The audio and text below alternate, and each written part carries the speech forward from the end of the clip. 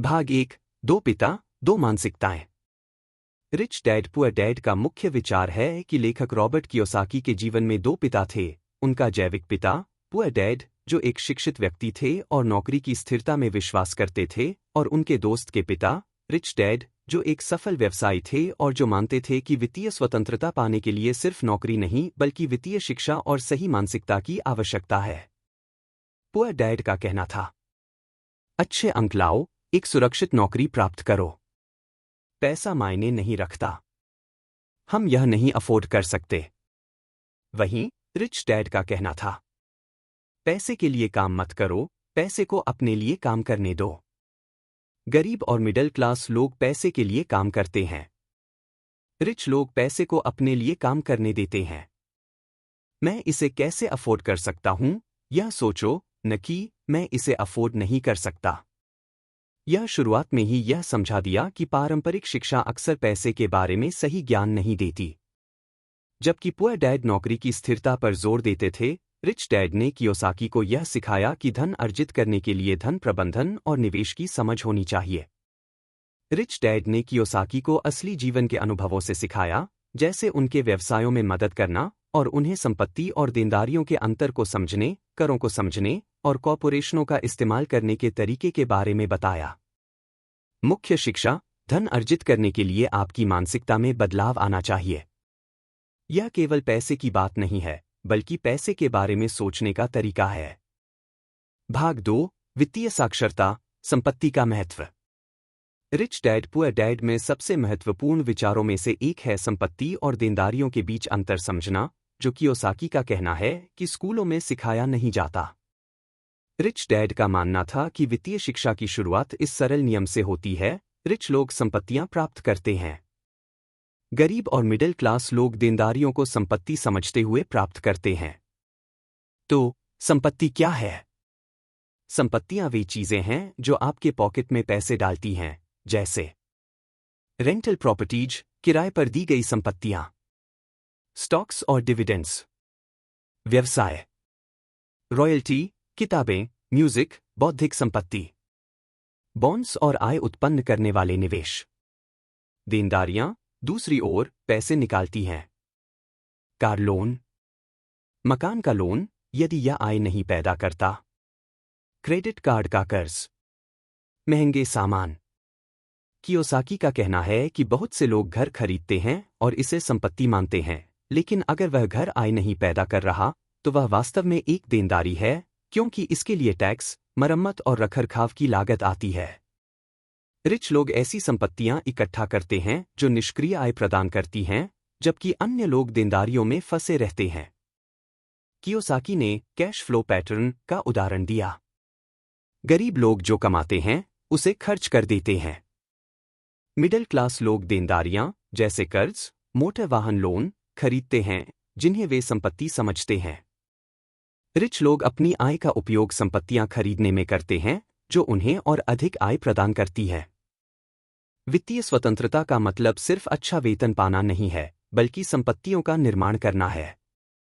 जितनी अधिक संपत्तियां आप जुटाएंगे, उतनी कम आपको तनख्वाह पर निर्भर रहना होगा। इस भाग में कियोसाकी ने यह स्पष्ट किया कि शिक्षा प्रणाली ने हमें संपत्ति और देनदारी के बारे में सही जानकारी नहीं दी। इसके बजाय हम केवल नौकरी करने के लिए तैयार किए जाते हैं, न कि स्वयं के व्यवसाय या निवेशक बनने के लिए। मुख्य शिक्षा सिर्फ कमाना और खर्चना ही नहीं है। कमाएं, बचत करें और संपत्तियों में निवेश करें, जो आपके लिए पैसे कमाएंगे। भाग 3। अपने व्यवसाय का ध्यान रखें, संपत्ति बनाएं, केवल आय नहीं। इस भाग में कियोसाकी यह बताते हैं कि अपने व्यवसाय का ध्यान रखना का क्या मतलब है।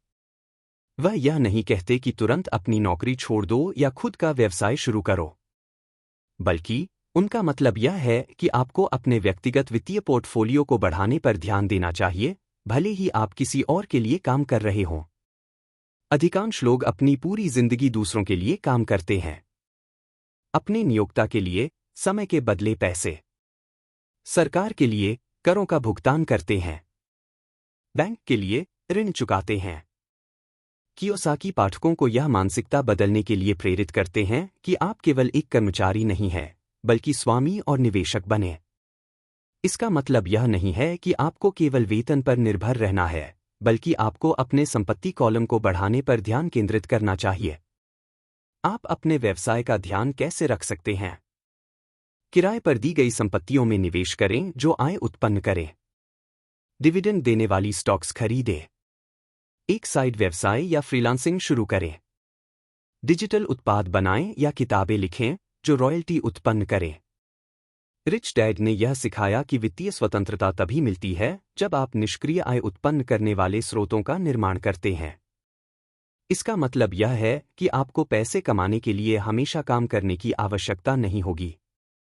एक बार जब आपकी संपत्तियां आपके खर्चों को कवर करने के लिए पर्याप्त आय प्रदान करती हैं, तो आप काम से मुक्त हो सकते हैं। इस खंड में कियोसाकी ने विलंबित संतोष की अवधारणा को भी बताया। जब भी आपकी आय बढ़े, तो आप इसे तुरंत विलासिता में खर्च करने की बजाय इसका उपयोग संपत्तियां बनाने में करें। एक बार जब आपके पास पर्याप्त संपत्तियां हों, तो आप निष्क्रिय आय से अपने विलासिता का खर्च उठा सकते हैं। मुख्य शिक्षा: कभी भी अपनी आय पर निर्भर न रहें, हमेशा संपत्ति बनाने पर ध्यान केंद्रित करें। भाग 4: डर, आलस्य और बुरी आदतों को पार करें। कियोसाकी का कहना है कि सही ज्ञान होने के बावजूद कई लोग कार्रवाई नहीं करते। इसका कारण मानसिक और भावनात्मक अवरोध होते हैं। वह 5 मुख्य बाधाओं का वर्णन करते हैं जो लोगों को अमीर बनने से रोकती हैं। डर: पैसे खोने का डर लोगों को पीछे हटा देता है। रिच डैड ने कियोसाकी को यह सिखाया कि नाकामी सफलता का हिस्सा है और इससे महत्वपूर्ण सीख मिलती है। संदेह: नकारात्मक विचार या संदेह के कारण लोग आगे नहीं बढ़ पाते। अगर मैंने पैसे खो दिए तो? अगर बाजार गिर जाए? रिच लोग जोखिम का मूल्यांकन करते हैं और संगठित तरीके से कार्रवाई करते हैं। आलस्य: लोग अक्सर व्यस्तता को एक बहाने के रूप में इस्तेमाल करते हैं। वे बजट बनाने, शोध करने या निवेश करने का काम नहीं करना चाहते। असली संपत्ति बनाने के लिए अनुशासन और पहल की आवश्यकता होती है। बुरी आदतें: कई लोग पहले दूसरों का भुगतान करते हैं, किराए, कर्ज, और फिर खुद को छोड़ देते हैं। रिच डैड ने कियोसाकी को पहले खुद को भुगतान करने की आदत सिखाई, यानी पहले बचत और निवेश करें, फिर खर्च करें। अहंकार: अगर आप यह सोचते हैं कि आप सब कुछ जानते हैं, तो यह आपकी प्रगति को रोक सकता है। रिच लोग धन के छात्र बने रहते हैं, हमेशा पढ़ते हैं, सीखते हैं और बदलते हैं। कियोसाकी का कहना है कि मानसिकता और आत्मजागरूकता पर काम करना बहुत जरूरी है। असली संपत्ति केवल संख्याओं से नहीं बनती, बल्कि मानसिक ताकत, भावनात्मक बुद्धिमत्ता और स्वानुशासन से बनती है। मुख्य शिक्षा: ज्ञान अकेले पर्याप्त नहीं है। आपको इसे लागू करने के लिए साहस और अनुशासन विकसित करना होगा। भाग 5: कार्रवाई करें, अपने वित्तीय भविष्य का निर्माण करें। अंतिम खंड में कियोसाकी व्यावहारिक कदम बताते हैं जिनसे कोई भी व्यक्ति अमीर बन सकता है, लेकिन इसके लिए लगातार शिक्षित कार्रवाई की आवश्यकता है। वह 10 टिप्स देते हैं जो आपकी वित्तीय बुद्धिमत्ता को जागृत कर सकती हैं।